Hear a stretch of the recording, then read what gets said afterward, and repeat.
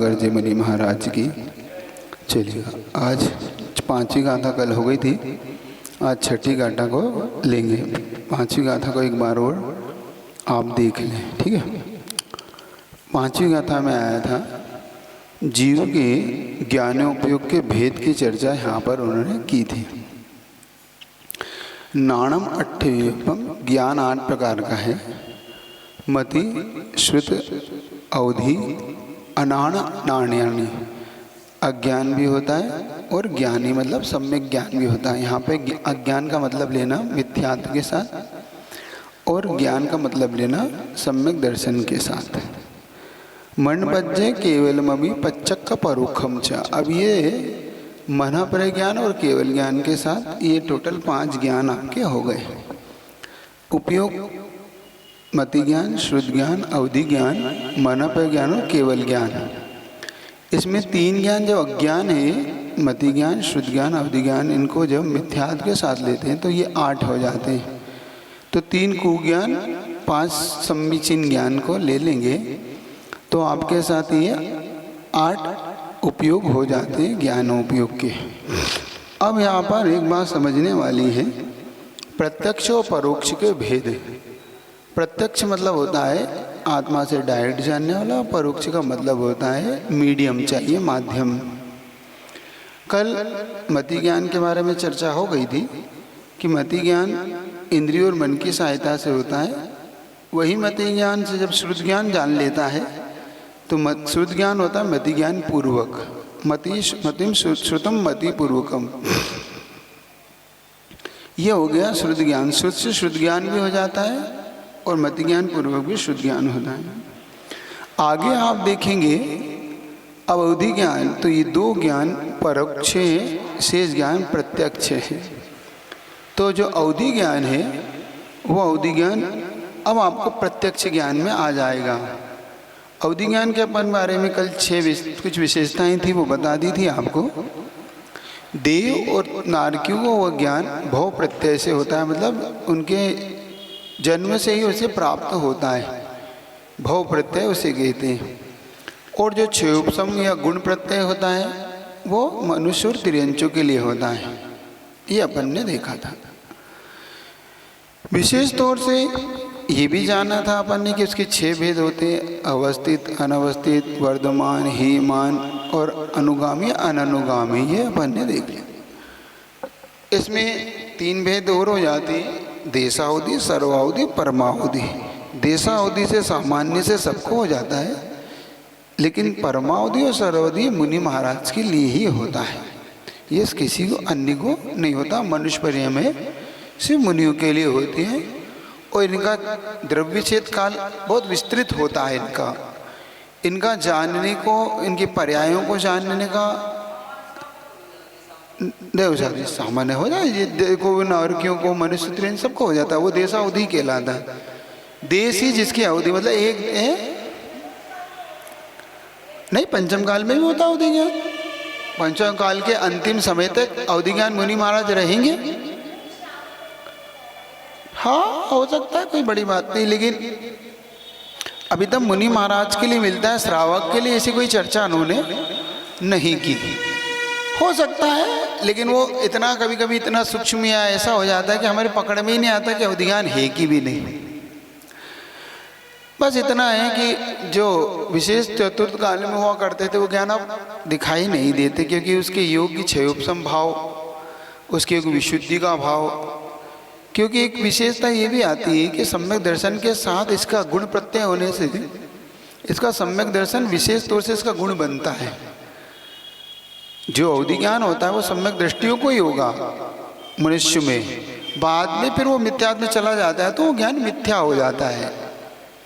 हाँ, इसकी उत्पत्ति सम्यक दर्शन के साथ विशेष तौर इसलिए भी कम पाया जाता है, क्योंकि गिने चुने लोग सम्यक दृष्टि होंगे, पहले ही घोषणा हुई है। अब मना पर ज्ञान को अपन एक बार थोड़ा और देख लें। मना पर ज्ञान 2 प्रकार का होता है, ऋजुमति और विपुलमति। मना पर ज्ञान के 2 भेद हो जाते हैं। ऋजुमति ऋजुमति नाम का जो मना पर ज्ञान होता है विशेष तौर से, वह जो ऋजुमति होता है, ऋजु मतलब सरल। पहले मन पर ज्ञान की डेफिनेशन देखो तो मिलेगी आपको, जो मन पर ज्ञान पर की मनगत को अपना विषय बनाता है। मतलब वो सामने वाले जीव के मन को अपना विषय बनाएगा, फिर उसके मन में क्या चल रहा है वो अपने ज्ञान के माध्यम से जान लेगा। तो उसके लिए मुख्य तौर से पर की मनोगत बात को पकड़ लेता है। आप पुराण ग्रंथों में पढ़ते हैं, मुनि महाराज ने उनके मन के विषय को जान लिया। और ये भी बता देते हैं, तो पकड़ेगा पुद्गल को ही। किसको पकड़ेगा? पुद्गल को ही। मना पर ज्ञान में अमूर्त को नहीं पकड़ेगा, मूर्त को ही पकड़ेगा। मूर्त यानी पुद्गल। तो मूर्त को जब ये पकड़ता है तो एक होता है सरल, जैसा मन में है सरल है। तो ऋजुमति विज्ञान सरल को अपना सब्जेक्ट बना लेता है विशेष तौर से।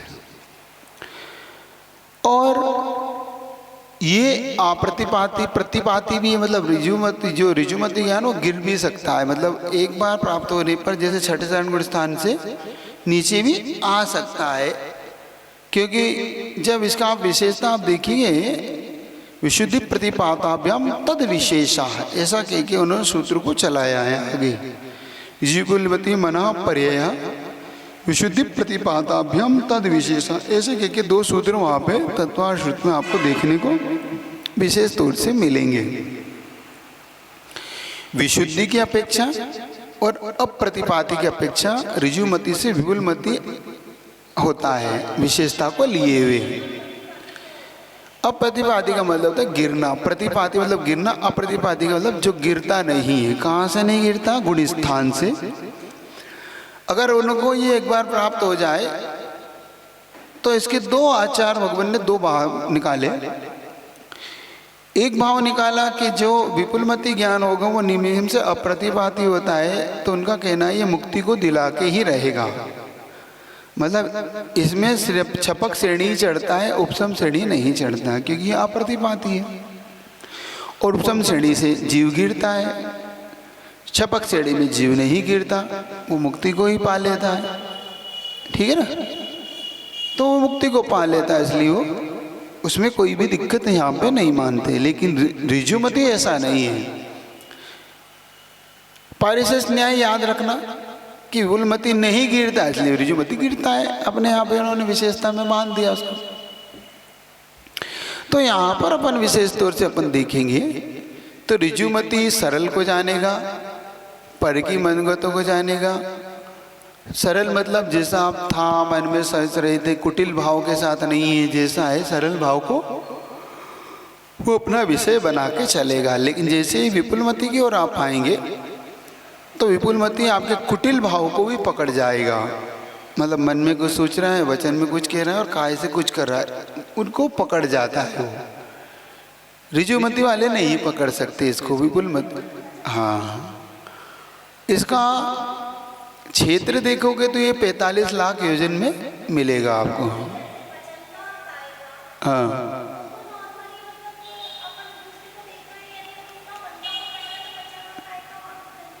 नहीं आता, क्योंकि मन में कुछ सोच रहा, वचन से कुछ कह रहा है, मन में रख रहा है, इससे बदला ही लेना। वचन कह रहा है आप तो मेरे मित्र हैं, आप कैसे पकड़ोगे? मन की बातों का तो जान लेगा, कुटिल भाव को नहीं जान रहा ना वो। जो ऋजुमति है मन के कुटिल भाव को नहीं जानेगा तो वचन के कुटिल भाव को भी नहीं जानेगा, काय को भी नहीं जानेगा। मतलब मन में जो कुटिल भाव चल रहा है उसको ऋजुमति नहीं पकड़ेगा, विपुलमति पकड़ेगा। ऋजुमति तो ये पकड़ेगा कि भाई इसके मन में ये चल रहा, बस बात खत्म हो गई।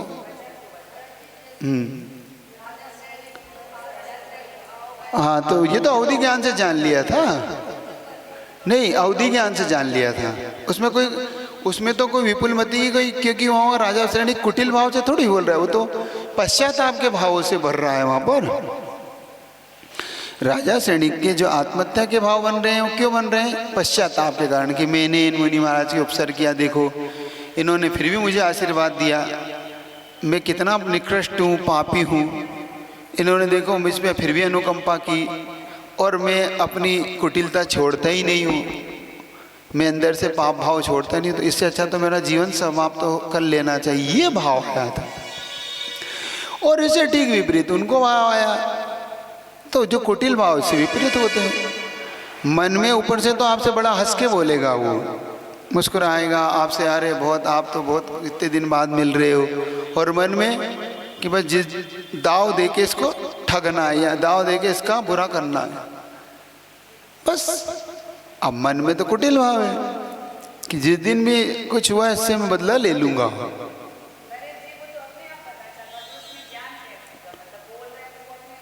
नहीं, आपके आप तो अपन साधारण लोग पकड़ थोड़ी पाएंगे उसे, ये तो मन पर ज्ञानी मुनि महाराज पकड़ेंगे ना। बोलने से कुछ समझ में थोड़ी आता है, आप बोलने से पकड़ लेते तो मन पर ज्ञान क्या करता है फिर इसमें। एक बात अलग, ये बात अलग है कि कभी कभी मति ज्ञान शुद्ध ज्ञान से कभी कभी आप उसके चेहरे को भाप लेते हैं, तो मन पर ज्ञान थोड़ी हुआ, वो तो मति ज्ञान से आपने उसके चेहरे को पकड़ लिया। आपका मति ज्ञान का क्षोभसम बहुत अच्छा है। कहने का आशय ये है कि आपके मति ज्ञान का क्षोभसम बहुत अच्छा है कि आप उसके चेहरे को पढ़ लेते हैं, उसके चेहरे में क्या भाव पकड़ रहा है, उसके चेहरों के हाव भाव से आप उसके अंदर के मनोभाव को पकड़ जाते हैं। तो ये तो मति ज्ञान का विषय हुआ। नहीं पकड़ पाते, बहुत बार वो अपने को आप बाद में पछताते हैं, अरे मैं तो समझा था ये बहुत ही अच्छा है, लेकिन ये तो बहुत ही अंदर से ऐसे अपने लिए तो बहुत बुरा सोचते हैं, तो अपने बारे में ये तो हमारा बहुत अहित सोचते हैं हम तो उनके चेहरों पर। क्योंकि कई लोग ऐसे होते हैं, हम लोग तो कई लोग देखते रहते हैं। देखो मैं बता देता हूँ समाज की व्यवस्था है, कई जगह बिहार करते हैं तो सब समझ में तो आता ही है। हाँ महाराज आप बोलिए क्या करना है, जैसा आप कहेंगे महाराज वैसा ही होगा, आप चिंता मत करो। और नीचे जाके महाराज का तो काम कहना, ये थोड़ी करेंगे अपन कोई काम। यहाँ कुछ कहेंगे बिल्कुल ऐसे बन जाएंगे आपके सामने कि बिल्कुल महाराज हम आपके ही हैं, आपसे अलग थोड़ी हैं, आप जैसा कहेंगे वैसा समाज करेगी है। हाँ दगाबाज दोनों न। तो मन में छल भाव है ना, मन में कुटिल भाव है, तो उनके मति अब जो रिजुमति विपुलमति वाले वो पकड़ जाएंगे, भैया ये तो गड़बड़ आदमी है। अब अपन सीधे लोग का अपन तो यहाँ भैया ठीक है भैया तुम्हें दिखे जैसा करो क्या। एक बात है, साधु जो होता है वो तो मानना ही उसके लिए जीवन में कि भाई तुम कह रहे हो तो हम तो सच मानेंगे, हमें क्या, झूठ तुम्हारे अंदर है ना, हम तो तुम्हारे सहज भाव से ठीक है, आपने कह दिया हमने स्वीकार कर लिया, ठीक है आपने हमारा जैसा, हाँ ठीक है आशीर्वाद दे भैया ऐसा कर लो। नीचे जाके क्यों आप तो महाराज जिसके क्या है कि ऐसा ऐसा करना, भैया कहना पड़ता है, ये सब तो चलता है। तो ठीक है, गुरु से झूठ मित्र से चोरी, के हो निर्धन के हो कोड़ी। आप गुरु को सच नहीं बोल रहे, गुरु को आप गुरु के प्रति ऐसे, और कभी कभी उनके मन उनके हाव भाव से पकड़ में आ जाता है। चेहरे की मुस्कान अलग होती है, उनके चेहरे पे कुटिल मुस्कान होती है ना। हाँ तो उससे कुटिल मुस्कान से अलग समझ आता है कि ये व्यक्ति आपके साथ छल करेगा। वो मति ज्ञान का विषय होता है, वो मना पर ज्ञान का विषय नहीं होता। मना करे तो सीधा आपके मन को, आप शांत बैठे चुपचाप बैठे तो भी वो पकड़ जाएगा आपको कि हाँ यही। मुनि महाराज में हर मुनि महाराज को नहीं होता, विशेष रिद्धिधारी मुनि महाराज, क्षयोपसम है गुण प्रत्यय है ना वो, तो उनके विशेष क्षयोपसम भाव से पकड़ में आता। तो विशुद्धि की अपेक्षा से, क्षेत्र की अपेक्षा से विपुलमति ऋजुमति से ज़्यादा विशेष होता है, सूक्ष्म होता है। और चिंतित, अर्धचिंतित और अचिंतित को भी अपना विषय बना लेता है, अचिंतित को भी विषय बना लेता है अपना विषय विपुलमति। ज्ञान तो सब अच्छे हैं, उपयोग गड़बड़ है। कोई भी ज्ञान याद रखो, जब तक निर्विकल्प है तब तक ही अच्छा है, और विकल्प करते ही ज्ञान गड़बड़ है। More study more confusion, no study no. जितना जानने की ओर जाओगे उतना उलझ जाओगे, जितना ना जानो बहुत अच्छा है। हाँ, रियल कह रहा हूं मैं आपसे। बिल्कुल मत जानने का पुरुषार्थ करो, निर्विकल्प रहोगे। जितना उसकी तह में जाओगे उतने उलझ जाओगे। भैया आया है, आप कौन है, क्या है, आप तो बाहर से रवाना हो, ठीक है, हम ना आपको ज़्यादा जानने का कोई हमें रुचि नहीं है। लोग खोदते हैं ना, कुछ होते हैं लोगों की आदत होती है बाल की खाल निकालना, तो उतना ही उलझ जाते हैं वो, उतने विकल्पों में पड़ जाते हैं वो। अच्छा ऐसा है वैसा है, कहते हैं वो समय खराब करना, बिल्कुल टाइम वेस्टेज है वो समझ रहे हैं हम टाइम पास कर रहे हैं। टाइम पास नहीं हो, टाइम वेस्ट है। आचार्य भगवान तो कहते हैं ना जानो तो ज़्यादा अच्छा है, तुम अपना आओ नमोस्तु करो, अपने पधारो।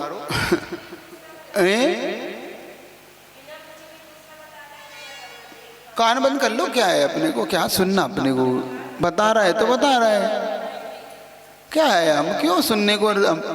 हम एक बात आओ, आपको जब हमें नहीं सुनना होता है तो आप कैसे उठ के जाते हो, ऐसे मोबाइल पे, ऐसे जो बहुत बड़ा फोन आ रहा है और आपकी फ़ोन चालू ही नहीं है वो, फिर भी ऐसे फ़ोन लगा निकल जाते हैं महाराज, बस आया महाराज फ़ोन आ रहा, अब आया ही नहीं तो, और फिर भी बहाना बना के निकल जाते क्योंकि आपको नहीं सुनना, क्योंकि या तो आपके पास समय नहीं है, समय की कमी है, अर्जेंट कोई काम है ना, या आपको नहीं रुच रहा है या नहीं अच्छा लग रहा, तो भैया चलो अपने को यार, और सुनना होता है तो आप कैसे भी सुन लेते। तो जब आपको मुनि महाराज को भी नहीं सुनना तो आप ऐसे कर लेते हो, तो जब जो सुनने लायक ही नहीं है, जो सुनने लायक को भी आप नहीं सुनते, तो जो सुनने लायक ही नहीं है उनकी बात क्यों सुनते हो। जो सुनने लायक, जो आपके कान में, एक बताओ, मैं एक बात हमेशा कहता हूँ, कचरा घर देखा, कचरा घर, कचरा घर में लोग अपना जो वेस्टेज होता है, किसी काम का नहीं होता, वो फेंकते हैं। कभी भी वो जो काम की वस्तु को नहीं फेंकते, बिना काम की वेस्टेज, जैसे सब्जी के छिलके, पन्नियाँ, फटे जूते, फटा कागज, घर की धूल, यही फेंकते हो ना, सड़ा हुआ कोई पदार्थ है ना, टूटी फूटी झाड़ू, ये सब चीज़ें आप फेंकते हैं। कोई भी समझदार अच्छी वस्तुएं नहीं फेंकता, ठीक। अब कभी कभी कोई कचरा आपके घर फेंक जाता है, कभी वो डस्टबिन में डाल जाता है, तो जब आपके घर फेंकता है तो आपको बुरा लगता है कि आप हमारे यहाँ कचरा क्यों फेंक रहे हैं। आप कचरा घर में डालिए ना, वहाँ है वहाँ डालिए आप, या आप कचरा गाड़ी आएगी उसमें डालिए। ऐसे ही जब आपके पास कोई कचरा घर समझ के आपके पास आया है और व्यर्थ की बातें आपसे कह रहा है, आपके कान को क्या कचरा घर समझ रखा है उसने? आपके कान में, आपके दिमाग को उसने कचरा घर मान के आपके दिमाग में कुछ भी फेंके जा रहा है, सारी गंदगी आपके वहाँ छोड़ के जा रहा है। आप उससे कहो ना, भैया हमारे कोई डस्टबिन थोड़ी है ये, आप ले जाइए और कहीं फेंकिए इसको। किसी के संकलित परिणाम है और वो अपने पास आया कि हमारे बहुत भाव खराब हो रहे हैं, कि मरने क्या कुछ भी, अपन ने थोड़ा सा कुछ संबोधन दे दिया, उसका सुनना, तो ऐसा भी हो सकता है कि उसकी हिंसा से बच गए, हो सकता कोई वो बड़ा कार्य कर लेता। नहीं, वो तो ये तो प्रयोजन भूत हो गया ना, ये अप्रयोजन भूत कहाँ है। आप तो अप्रयोजन भूत की चर्चा कर रहे थे कि महाराज कभी कभी लोग व्यर्थ की फालतू की बातें, ये व्यर्थ की निंदा कि उसने ऐसा किया, उसने ऐसा किया, तो हमारे परिणाम संश्लेषित हो गए। हाँ, तो उसके देखो, थोड़ा सा उसका सुन के थोड़ा संबोधित कर दिए। एक बात याद रखना,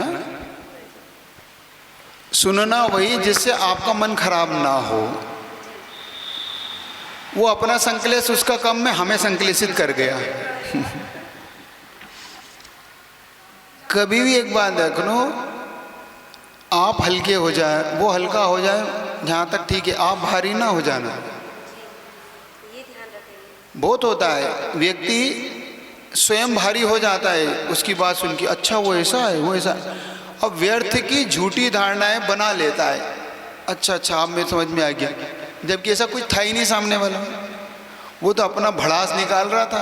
अब भड़ास निकालने में 2-4 तो मिलावट हो ही जाती, होती ना, 2-4 इधर की मिला के कर देता। कहते हैं धजी का सांप धजी मतलब चिंदी का सांप बना के बात करता है वो।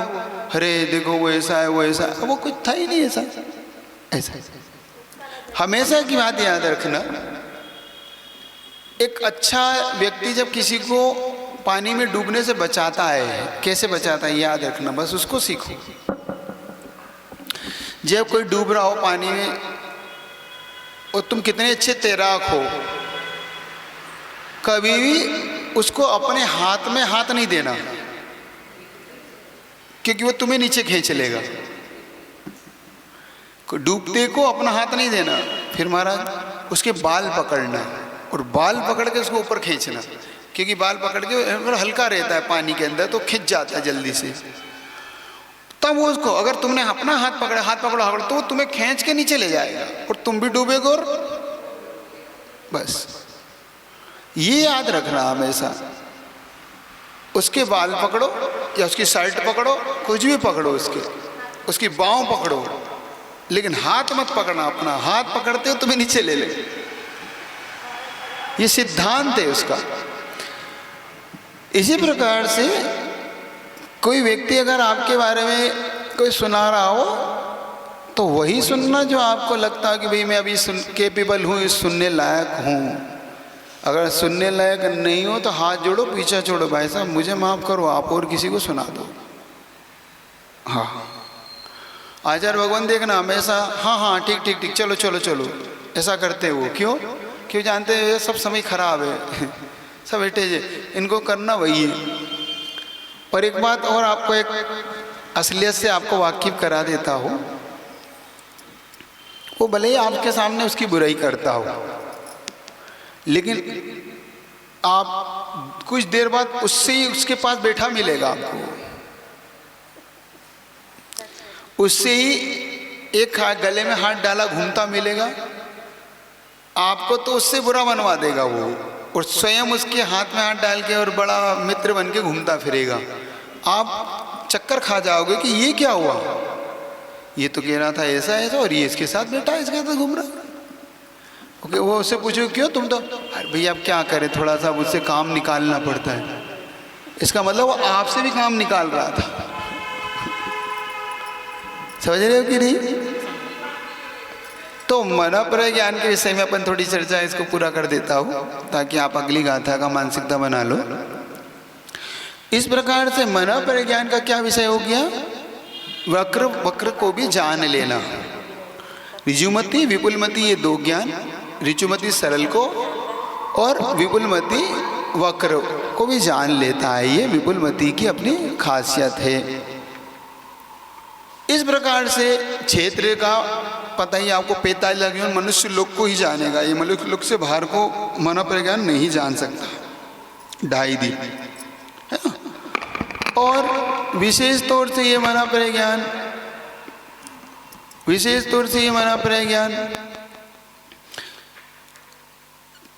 अवधि ज्ञान से विशेष सूक्ष्म को जानता है।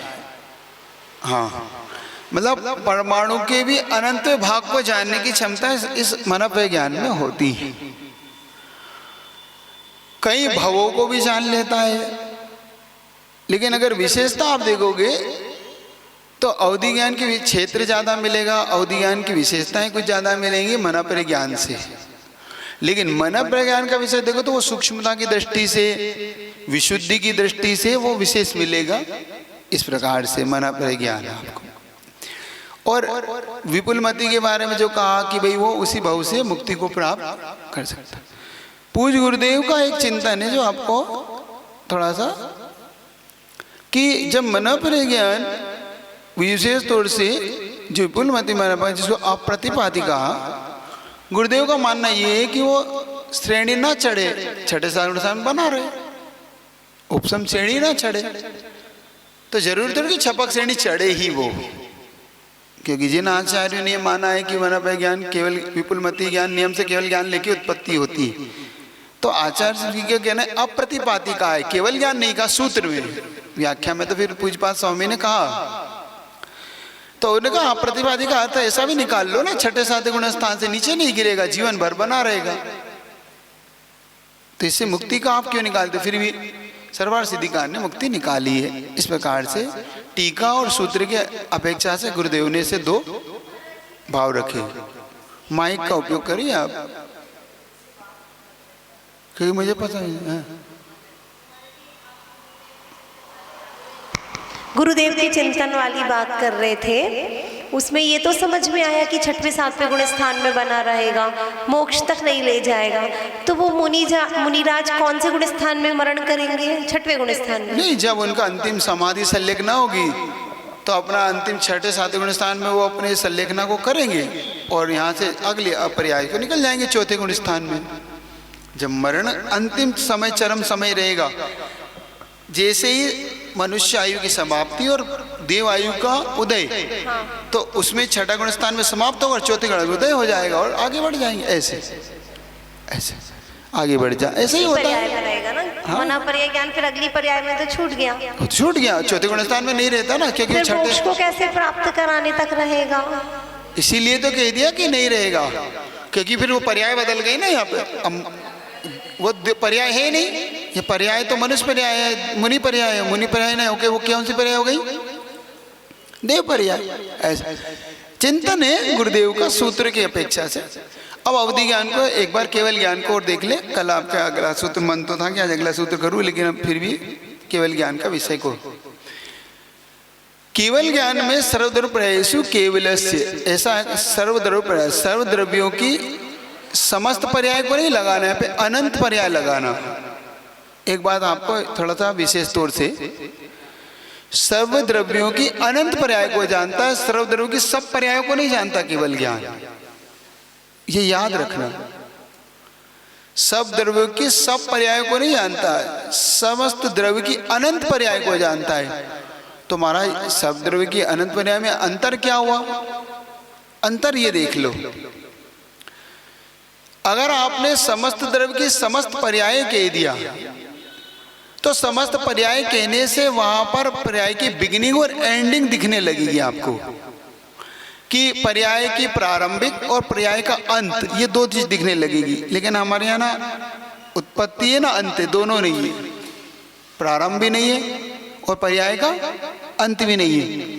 तो जब पर्याय की उत्पत्ति और पर्याय का जब अंत ही नहीं है, तो फिर सब पर्याय का समस्त पर्याय को नहीं जानता ना, फिर वो नहीं, तो फिर वो कोई भी बता देगा कि यहाँ पहला सिद्ध कौन था और अंतिम सिद्ध कौन होगा, क्योंकि अंतिम पर्याय को भी जान लेंगे वो, और आपके अंतिम पर्याय होती ही नहीं। तो जब अंतिम पर्याय नहीं होती है, तो फिर हम अंतिम पर्याय बताने वाला ज्ञान भी नहीं होता। तो केवल ज्ञान कौन सी बताता है? समस्त द्रव्य की अनंत पर्याय और त्रिकालवर्ती, मतलब तीनों, भूत भविष्य और वर्तमान, इन तीनों को वो जानता है और तीनों को वो बताता है। ये अपने को विषय सब्जेक्ट में रखना है। तो केवल ज्ञान का जो विषय हुआ, द्रव्य की समस्त द्रव्य की अनंत पर्याय को अपना विषय बना के वो चलेगा, और ये हाँ ऐसा इस सूत्र को लगा के इस केवल ज्ञान का सब्जेक्ट यहाँ पे समाप्त हो जाएगा। इस प्रकार से आपके जो ज्ञानोपयोग के जो 8 भेद थे, वो 8 भेद आप इस प्रकार से यहाँ लगा लेना। आगे शुद्ध और अशुद्ध दोनों उपयोगी की चर्चा यहाँ पे करेंगे, वो अपन कल देखें। चलिए, जिनवाणी की ज्ञान से